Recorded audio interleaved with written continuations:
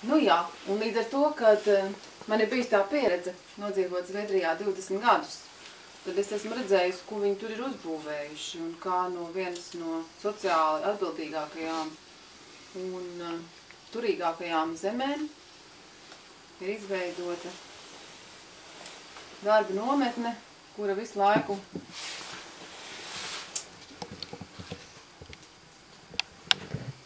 ieplūst imigrantu ordas, kuras pārņem to sabiedrību. Piemēram, tajā miestā, kurā es nodzīvoju 10 gadus, kad es tur ierados, veikalā vēl bija dāņu īpašnieki, bet tagad tur ir jau turki visu pārņēmuši, un tas ir turku centrs. Un tas ir ļoti raksturojoši priekš pilsētām un arī laukiem Zviedrijā tagad. Un tos, kas man nošokēja, atgriežoties pirms 7 gadiem Latvijā, ir tas, ka šeit viss arī, šeit viss notiek pēc Zviedru plāna, to es acīm redzami sajūtu. Viss, kas tur man bija pazīstams administratīvi un sistēmiski, šeit sāka visur parādīties. Un tā viņš ir. Pārņēma mūsu bankas, un tagad caur bankām notiek šīs teritorijas vadība. Un tātad tas absolūti nenozīmē to, ka mūs vada zviedri. Tās ir tikai zviedru menedžments. Bet kas ir gan Zviedrijas kolonijas, gan Latvijas kolonijas īpašnieki, tas ir atrodams caur izpēti, kurš ir pārņēmis, kādas korporācijas pārņēmušas Zviedriju un arī mūsu. Un, protams, ir vietējie oligārhi, bet kapitāls jau ir tos oligārhus izveidojis. Tas ir ārzemju kapitāls, kas ir radījis šos vietējos oligārhus un kuri tam ir pakļauti. Un tur ir ļoti vienkārša schēma īstenībā, kad kapitāls ir tikai pieejams cilvēkiem, kuri pakļaujas šīm ārzemju korporācijām. Pārējiem viņš nav pieejams. Un, ja jūs neesat gatavi strādāt pēc šo korporāciju plāna, jums nav līdzekļu. Jūs izbraucat un pazaudējat šo zemi. Un,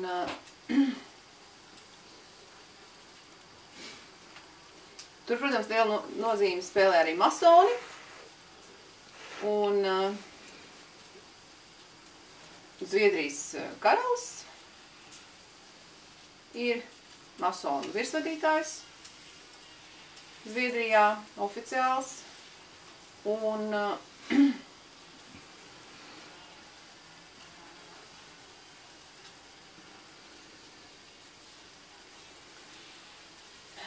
visas profesionālās struktūras, kas vēl ir ļoti būtiski, kad īstenībā caur profesionālo struktūru radīšanu tika sašķelts cilvēks. Un, piemēram, pat lieli dziedātāji, ļoti talantīgi dziedātāji, lieli mākslinieki, lieli uzņēmumu vadītāji. Viņi ir ieslodzīti kaut kādā mazā sevis izpausmē. Viņi nevar būt daudzpusīgi, jo viņiem nav laika savu personību daudzpusīgi attīstīt, un arī savai ģimenei viņiem nav laika, un dzimtai ir īsti.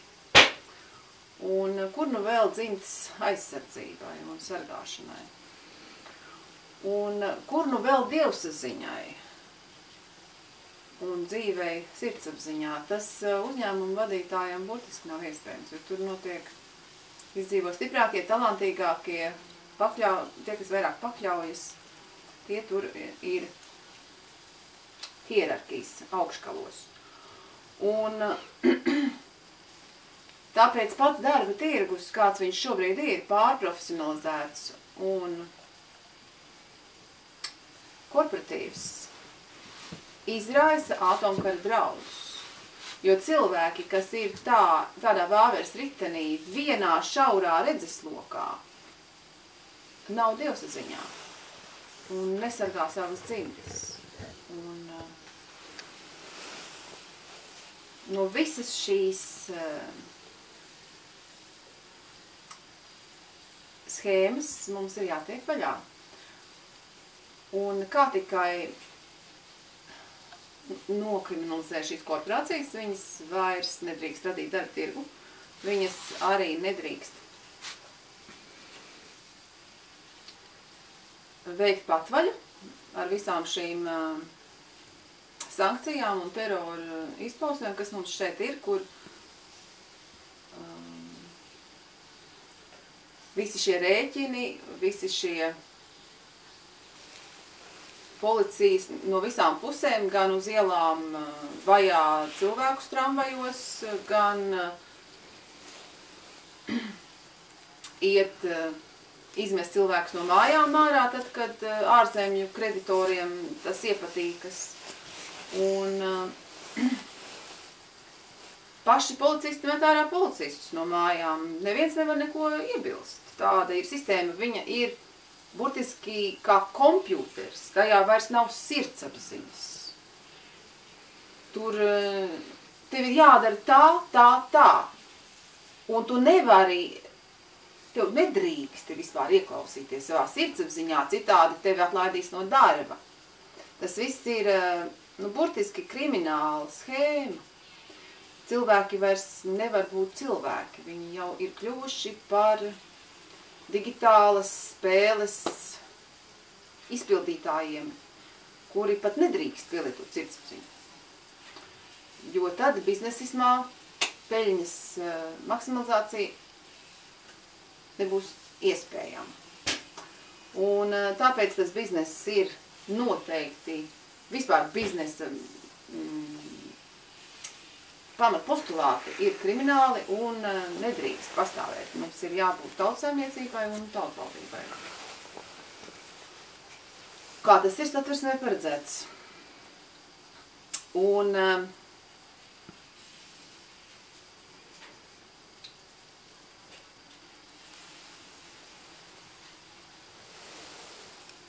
šajā sakarā es gribēju par lieciniekiem piesaukt arī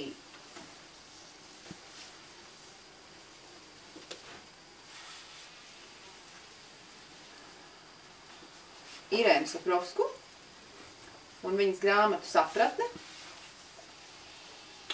kas lieliski parāda mums, kā mums būt dzīves ziņā un iezumē lūdzu. Kā mums būt sirdsapziņā, dzīves ziņā un ar savu tautas garu apkopotiem. Un,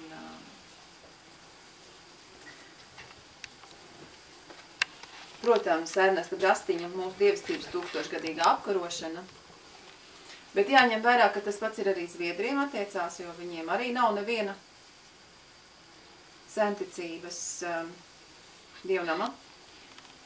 Tas saucās zviedriski Furntru, Asatru, un es tur arī Zviedrijā biju. Zviedrijas senkultūras garīguma paudēju valdē un redzēju, kā viņiem iet. Mēs Upsālā seno vikingu karaļu kaplu kalnos rituālus veicām, un mēs ar Rūtu tur dziedājām dūdieviņu. Tas viss ir ļoti spēcīgi, un mēs esam ievibrējuši šo Baltijas jūras reģionu, lai atgūtu mūsu senču garīgās vērtības, mūsu sadzīves vērtību varas mehānismā. Un tas notiek caur saules gadskārtu, jo arī Zviedri un visā Baltijas jūras reģionā tautas un visā pasaulē svin šo saules gadskārtu. Un mums šī te nu ir latviskās dzīvesziņas lieliska grāmatiņa, arī Irēnas Saprovskas un viņas meitas Agnijas Saprovskas brīnišķīgie zīmējumi. Un te nu ir tās gadskārtas, tas 8 posmu cikls gadā, kurus svin universāli dievsaziņas cilvēki visā pasaulē. Un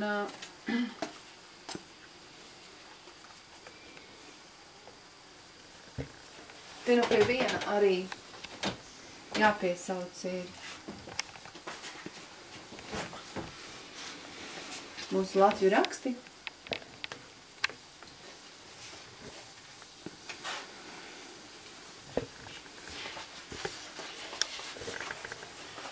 Un tas, ka latvieši izbrauc ārā no Latvijas, ir resursu trūkuma dēļ, tāpēc, ka visās jomās mūsu līdzekļi mums ir sistēmiski ekspropriēti caur finansiālo, reliģisko un tehnisko sistēmu. Un šeit ir viens skats no mūsu senču dzīves, no pamatiedzīvotāju senču dzīves. Un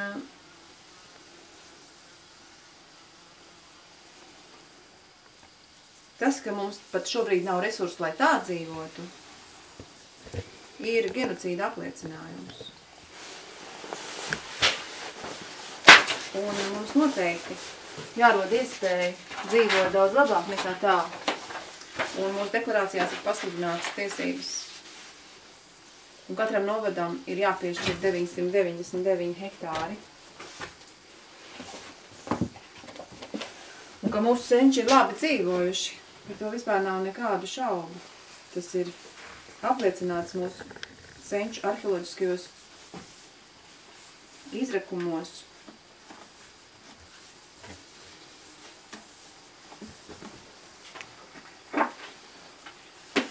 Un šī grāmata tam ir par liecību.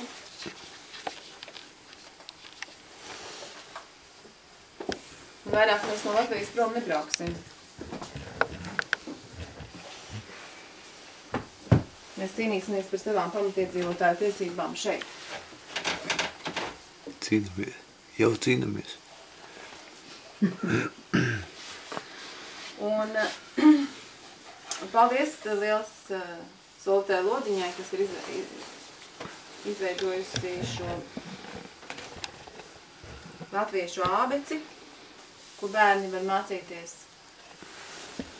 un apgūt latvisko dzīves ziņu no mazām dienām. Šeit ir arī darba grāmatiņa atbilstoša, jo mūsu bērni ir pats galvenais.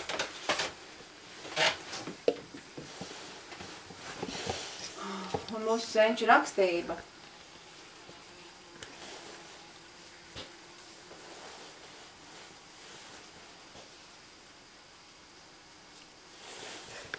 ir saistīta ar mūsu dievsaziņu. Un viss Baltijas jūras reģions ir rūnu rakstiem pilns.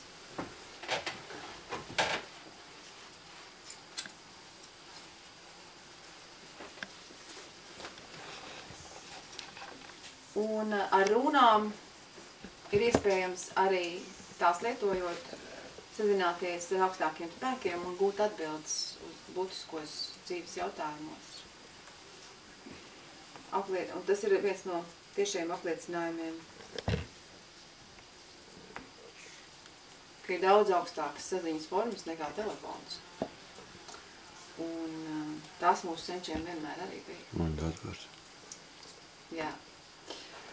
Un tāpatās mums pašiem arī ir sava darbaugļu apmaiņas sistēma, mēs esam restaurējuši koka naudiņu.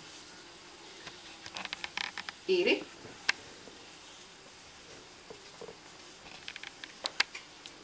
Šis ir koka vērtspapīrs. Un otra puse glabājas grāmatvedībā. Un viens no iriņiem tiek iedots otrā darījuma pusē. Šeit ir darījuma puses iegravētas, šeit ir zīmols, ķoniņa zemes, un šeit ir grāmatvedības numurs. Un šeit ir ar romiešu cipariem darījuma summa. Un mums galīgi nav vajadzīgas tās bankas. Mēs varam paši sakārtot mūsu darba augļu apmaiņas iekārtu. Bet vienkārši ir jāpārstēdas. Nevar turpināt izmantot viņu lamatas, jo tas ir viss šī banku sistēma, tās ir ērtības lamatas. Un ja mēs no tām neizrāpsimies, tad mēs no kolonizācijas un nāves slazdēm netiksim ārā. Un vēl es vēlos tiesai piedāvāt par liecību. Arī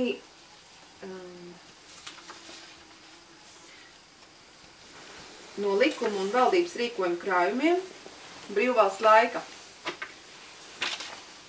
materiālus par to, kāda tad bija brīvvalsts laika valsts sistēma, un kādas institūcijas, un kā te viss darbojās, un kāpēc bija tā, ka šeit radās slimnīcas un skolas, un kāpēc bija tā, ka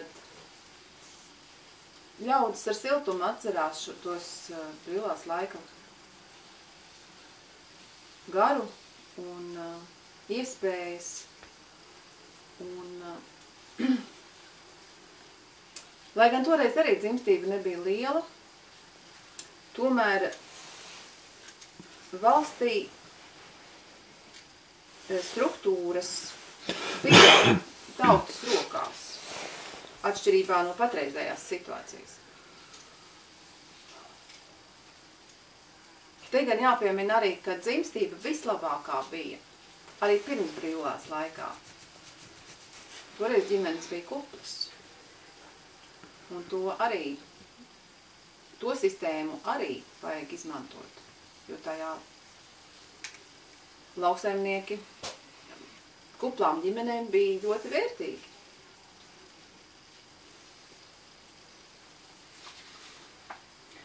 Un tātad no šiem ministru kabineta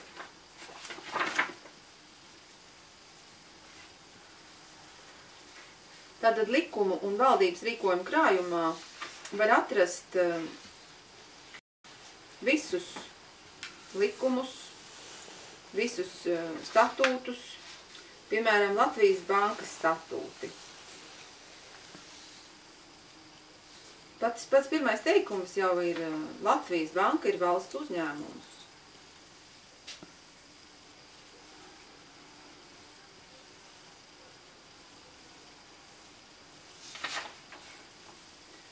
Tā ir pavisam savādāka banka.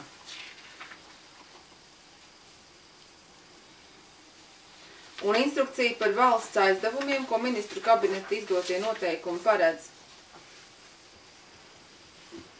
Vispārējais nosacījums.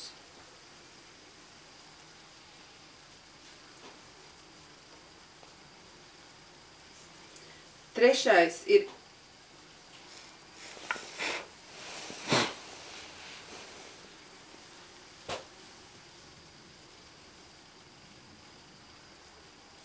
Tātad šajos punktos ir skaidri redzams, ka tā bija finansu ministrija, kas nodarbojās ar līdzekļu aizdevumiem.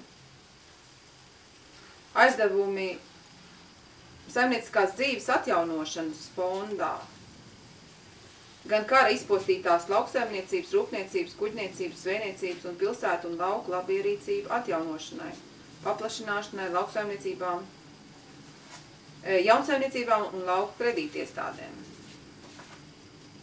Un tās visas bija pašas valsts kredītiestādes. Un tajā tad tika atjaunota gan rūpniecība, gan kuģniecība. Un lauksaimniecības atjaunošanai un jaunsaimniecībai bija specifiski aizdevuma veidi. Un to visu šī varēja pati ministrija.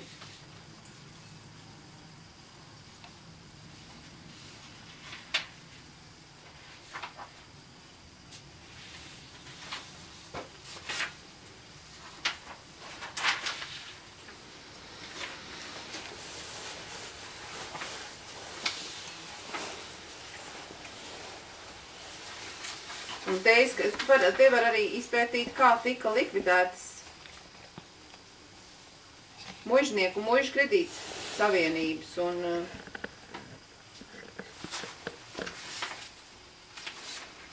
tas, kas likās nepieņemams, to vienkārši ņēma un nolikvidēja.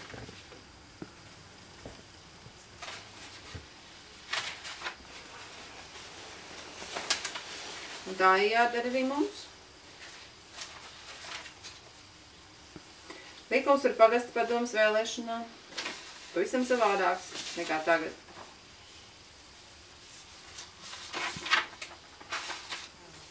Likums par progresīvo ienākumu nodokli.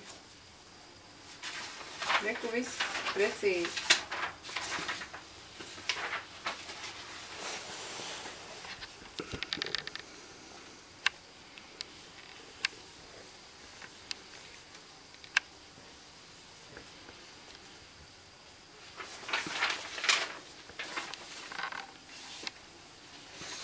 Noteikumi par nekustamo īpašumu atsavināšanu un apgrūtināšanu.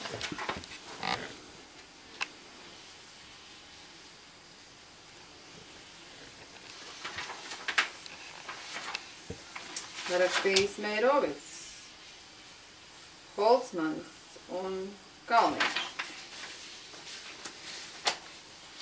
Likums par darba laiku.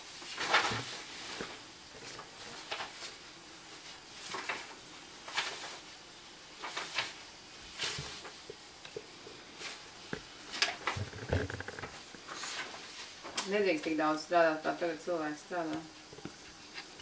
Tas ir viens no iemesliem, kāpēc mēs esam tur, kur esam. Cilvēkiem nav laika vispār būt par cilvēkiem. Valsts papīru spiestuves statūti. Ļoti būtisks aspekts.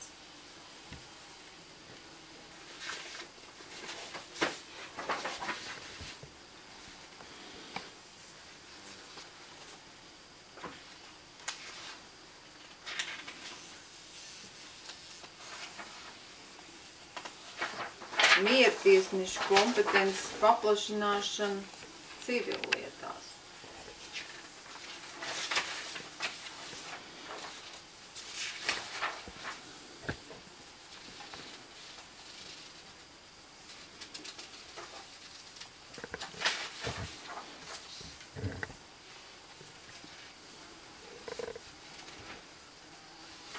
Rūpniecības uzņēmumu ierīkošana un atvēršana. Par elektriskām stacijām.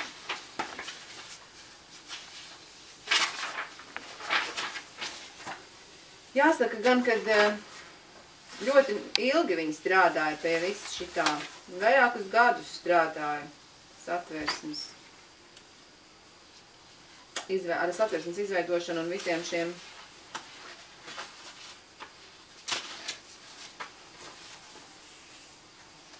noteikumiem.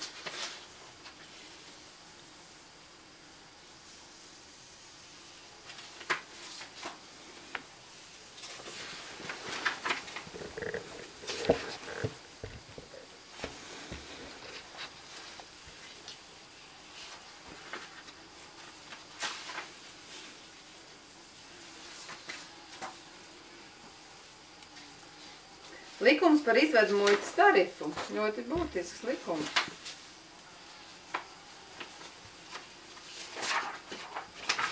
Šeit viņš turpinās.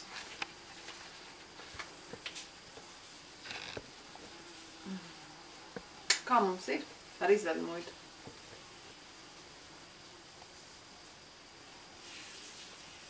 muita, cik es atceros, aizgāja uz Eiropas Savienību.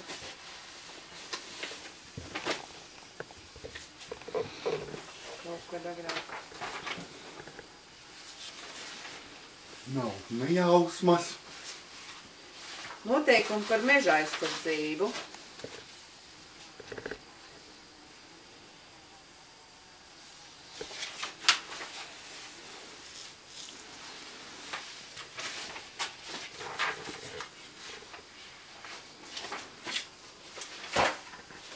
Un šitā ir tā, nav pareizā paka man īstenībā. Man bija vēl citi paka ar šitiem visiem statūtiem. Nē, esmu paķēmis pareizo līdzi. Un tur bija likums par augstskolām, par tautas augstskolām, kur arī bija rakstīts, ka tur nebija prasība par certificētiem pasniedzējiem no valsts aparāta. Tur varēja augstskolu pat izvēlēties, kas pasniedz augstskolā. Kas šobrīd ir pilnīgi neiespējami. Tāpēc arī pasniedzēji augstskolās ir ļoti izdrejāti pēc Phi Beta Kappa metodu. Phi Beta Kappa ir vispasaules izglītības masonu organizācija, kura visā pasaulē ir pārķērusi izglītības dizainēšanu un puspatiesību savārstījumu ar jaunai pasaules kārtībai vēlamiem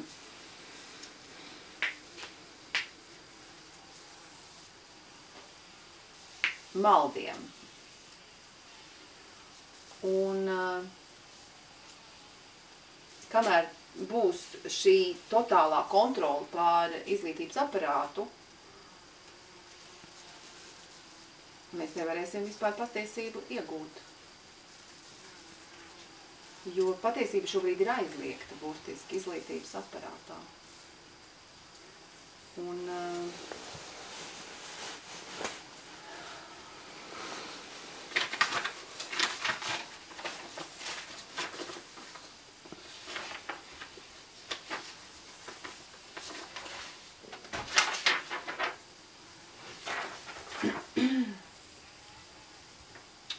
tas viss mūs noved pie jautājuma par to,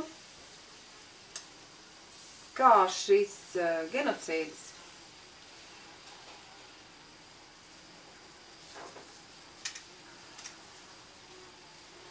tik sistēmiski varēs tikt īstenots miera laikos it kā, ja? Un kā šīs korporācijas nokriminalizēt. Ir vēl tāda iespēja to darīt caur konvenciju par genocīdu nepieļaujamību un sodīšanu par to, kas ir pieņemta 1948. gada 9. decembrī, stājusi spēkā 51. gada janvārī. Piezumē? Usnu.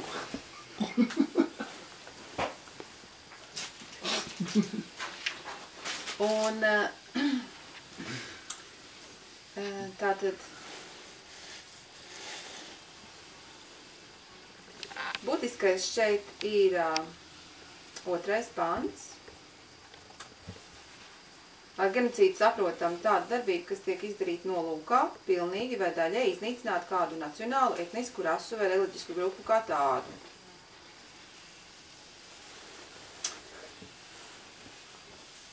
Tātad A ir šādas grupas locekļu nogalināšana, B nopietni miesas bojājumi, C tīši dzīves apstākļu radīšana šādai grupai, lai to pilnīgi vai daļai fiziski iznīcinātu. C līdzekļi, kuru mērķis ir novērst bērnu dzimšanas šādā grupā, E bērnu nodošana spaidu kārtā no vienas cilvēku grupas otrā. 3. pants – sodāma sekojoša darbība.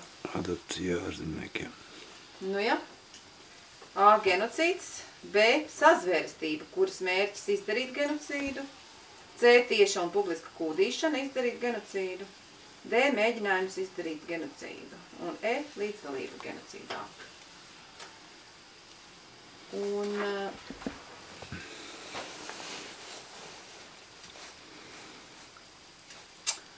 tāpēc ir ļoti būtiski izveidot kontrolas mehānismu, jo šīs genocīdu īstenojošās struktūras ir visprofesionālākās un visvairāk līdzekļu viņām ir, un viņas strādā ļoti viltīgi.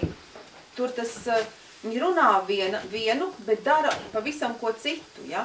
Runā ļoti skaisti un daudzsološi un būtiski ausis laušas, klausoties. Kaut kur saskāries esmu to.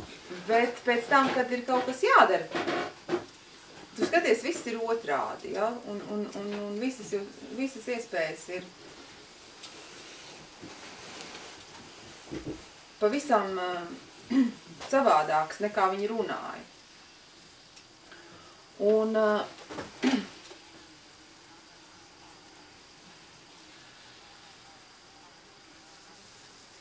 tādus viltvāržus nav viegli apstādināt. Te ir vajadzīgas radikālas metodas. Un vienīgā tāda radikālā metoda, kas mums ir, tas ir savas likumdošanas izveidošana un pilnīga nepakļaušanās šiem globālajiem un valstiskajiem kriminālajiem likumiem. Un arī šai tiesu sistēmai tā uz mums neatiecas, tāpēc uz pamatiedzīvotājiem neatiecas, jo tāpēc tā ir genocidāla struktūra. Caur patreizējo Latvijas un Baltijas jūras reģiona valstu tiesu sistēmu ir ekspropriēti visu šie pamatiedzīvotāju līdzekļi un nodoti ārzemnieku grupām, ja? Sistēmiski.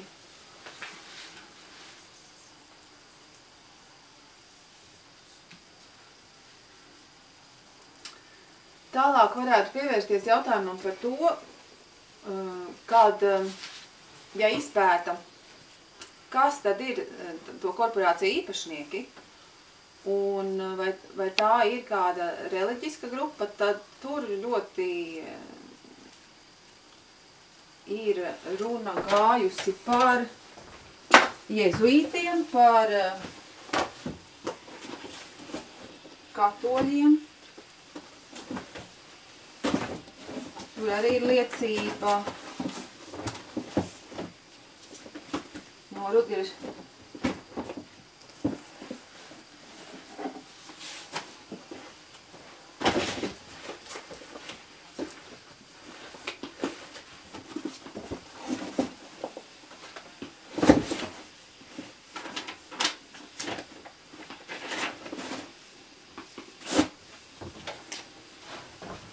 Free Latvija kanālā ir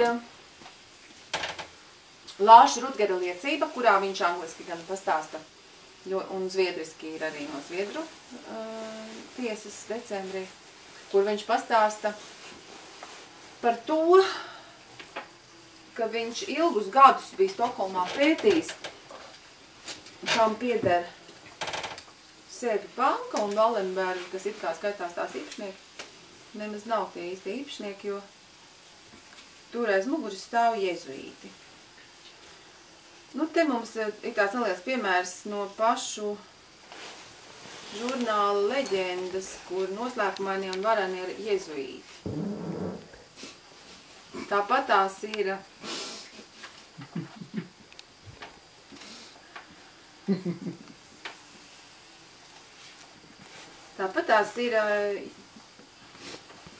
Nu, mūs aizlido.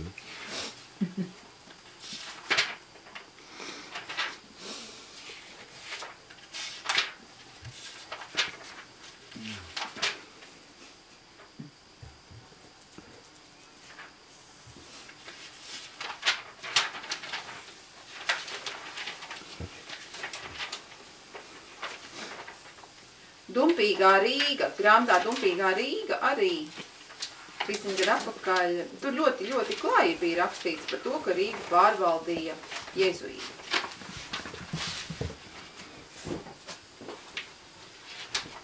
Šeit, piemēram, ir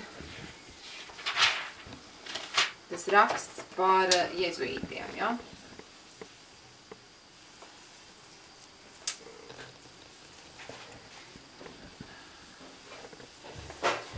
Mums arī, tad, kad 2011. gadā es taisīju sauloru kursus, pie manis atnāca viens jezuīts arī. Un piedalījās visas 4 dienas, un ļoti simpātisks puisis. Un viņš arī sniedza priekšlastījumu par to, ko viņš uzskatīja. Bet viņš negribēja, lai viņu filmē, tā kā tur tas nav uzfilmēts tajos kursos. Bet viņam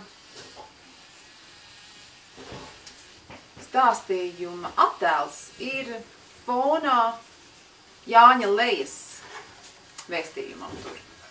Un tur bija skaidri redzams, kad tur viņi bija attēlojuši saimu.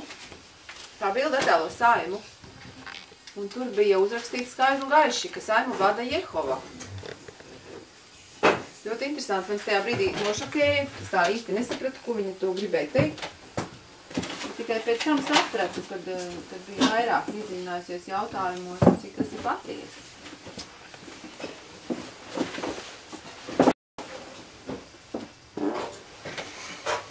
Un tad jautājums ir... Es vēl gribēju parādīt arī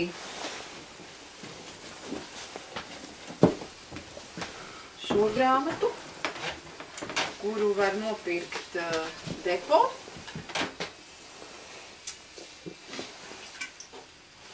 Jāņa Leja Zīmoks sarkanā vaskā triloģiju par 10 ievrikiem jūs varat iegādāties. Lai gan jāsaka, ka pats depo mums nav, ka mēs lūdzām viņus palīdzēt mums ar atlaidēm Latviešu biedrības ēkas izbūvēja, tad depo mums atteica, un tā nebija tā bija, cik es sapratu, nelatvieta, kur pieņēma to lēmumu, bet vispār gūt atbalstu Latviešu biedrību kaut kādai finansēšanai ir bijis pilnīgi neiespējami. Un tādā mērā no korporācijām. Un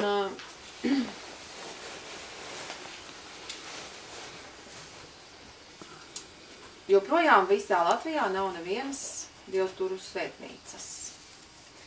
Un tas, ņemot vērā to, ka dievturu pasākumi visu laiku visur notiek un pašu spēkiem, un uz Jāņiem Siguldā ir tūkstošiem cilvēku. Arī pilsoņu kongresa vadītājs Edgars Alksnis vienā intervijā ir liecinājis, ka tauta Latvijā ir lielā mērā dievturi pārsvarā, bet viņiem ir uzspiesta visa šī kristietība. Un arī Jānis Danos tikko ir liecinājis šīs konferences laikā savā video, ka viņš uzskata, ka cilvēki jau tur iet, tāpēc, ka tur ir tik skaistas telpas, tur ir visi līdzekļi, tur var pulcēties, tur var paēst, tur viss ir. Tas pat. Un tur arī iedos trūkumcietējiem kaut ko, un rehabilitācija ir priekš atkarībniekiem, bet pašu pamatiedzīvotāju dievsaziņas organizācijām nav nekā, tās tiek diskriminētas. Un šī gadījumā es izvirzu apsūdzību par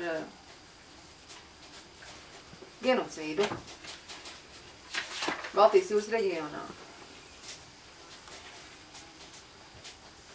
Tā ir sazvērstība, kuras mērķis ir izdarīt genocīdu pret pamatiedzīvotājiem. Tā ir tīši tādu dzīves apstākļu radīšana šai grupai, lai to pilnīgi vai daļēji fiziski iznīcinātu. Un tā ir joprojām inkvizīcija. Un tā ir mūsu dievestības 1000-gadīgā noliekšana un kolonizācijas un okupācijas sistēma. Un tā ir paverdzināšanas sistēma. Un šeit man ir Zviedru grāmata, kas ir taisni par verdzību. Par to, kā verdzība ir 1000 gadu tikusi īstenota uz šīs zemeslodes. Šeit vēl pietrūkst pirmā triloģijas daļa.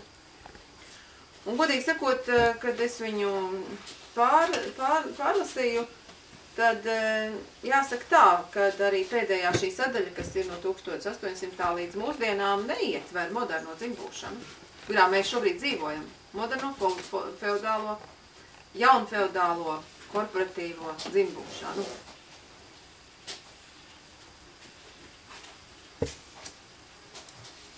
Bet tā ir labi aprakstīta citās grāmatās, kuras es jau esmu arī jums parādījusi. Un, bet tajā grāmatā par dzimbūšanu ir labi parādīts tas, kad tomēr ir zināmas tradīcijas.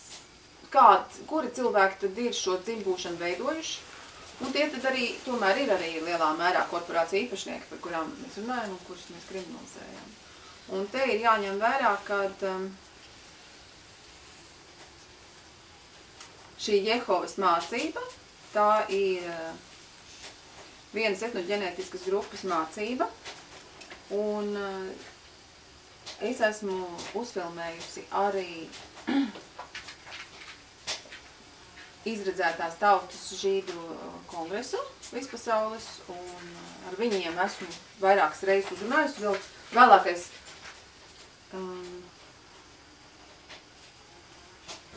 pavisam nesen uzrunāju. Un visu laiku esmu mēģinājusi sadarboties ar žīdu tautu. Un tur ir sistēmiskas zināšanas gūtas. No viņiem esmu mācījusies. Un, lai varētu izprast, kā šī sistēma mums ir ieviesta.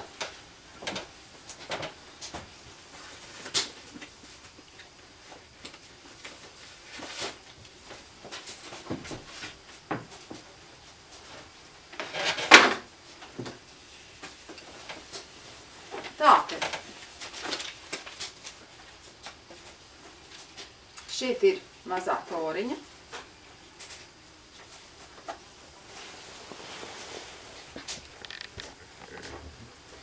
Kuras mēs pilnīgi neko nesaprotam.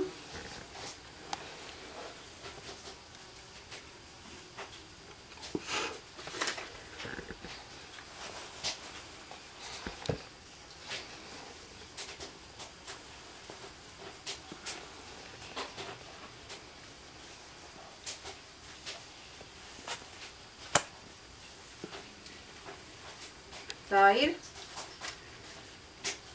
ļoti gudra sistēma, jo cilvēki nesaprot šo valodu. Un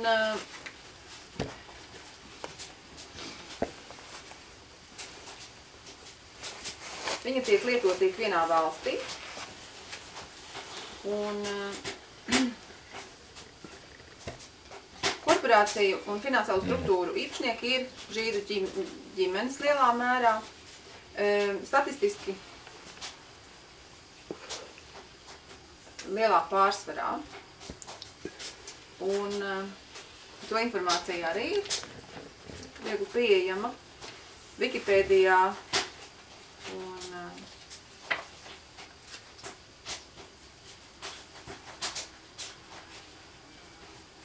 Un visa šī ir Kaganāta grāmata.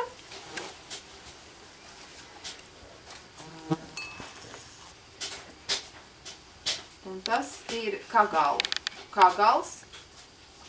Šī grāmata saucās Kagal. Un tajā žīdu sistēmā viņiem ir sava likumdošana pašiem pilnīgi, savu valodu, savu likumdošanu, vairākas, 2 valodas viņiem vismaz ir. Tad ir savu likumdošanu, savas tiesas, savas izpildu institūcijas, savas baznīcas. Un tas ir ļoti labi sakārtots. Un savu finansiālā sistēma galvenais. Un tāpēc katrā valstī viņiem ir sava valsts pašiem. Un lielā mērā viņi ļoti labi zina, ko viņi dara. Viņi vienmēr iekārtojas tādos vergvagaru pozīcijās vai vergturu pozīcijās. Un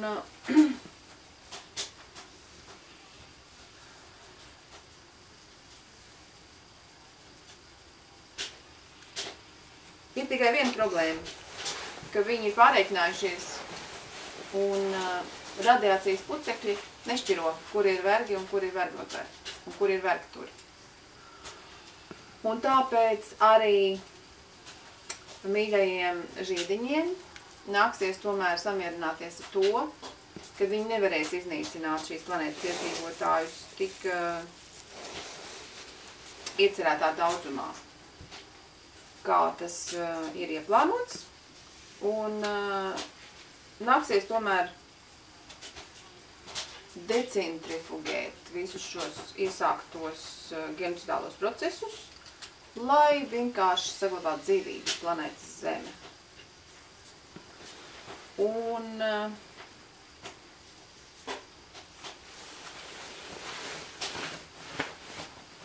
mācoties no viņiem arī ir risinājums, kā to izdarīt. Un tas ir katrai etnoģenistiskai grupai ir jāmācās no žīdiem un jāapkopo pašiem sava finansiālā, garīgā un izglītības sistēma. Un pašiem par savām dzimtām, par savām kopienām, par savu tautu ir jāuzņemas pārskatāma atbildība un vadība. Tātad, ja šeit šis globālais genocīds tiek veikts iznīcinot etnoģenētiskās grupas, kuras nepakļaujas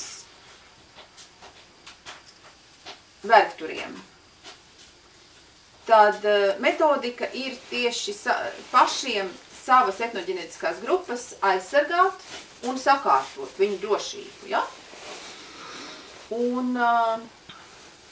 tāpēc ir tās pamatiedzīvotāju tiesības, katrai grupai pašai savas, un nekādas citas uzbāzt viņiem nedrīkst, tāpēc, kad ir kara apstākļi, un mēs burtiski tiekam iznīcināti šobrīd. No visām pusēm tiekam vajāti, pazemoti, paverdzināti, aplaupīti, lai cik mēs esam izglītoti, lai cik mēs neesam godīgi un vareni, mūsu bērni ir burtiski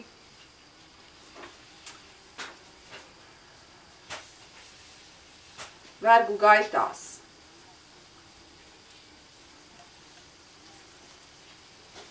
Un te vēl ir B punkts 2. pantā par genocīdu. Ne tikai miesas bojājumi, bet arī novešana līdz psihiskai slimībai. Ja?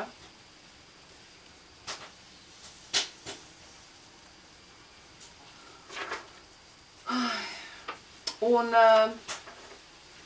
tas ir apmēram tas, ko es šodien gribēju pastāstīt. Un rītā godātā tiesa, es jums sniegšu personīgu liecību par to, kā mana dzimta personīgi ir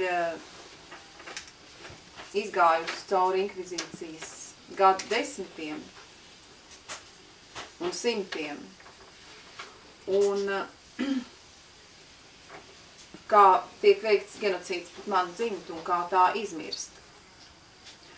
Un tas man būs visgrūtākais uzdevums, ko es veikšu rīt. Bet tas ir jāizdara.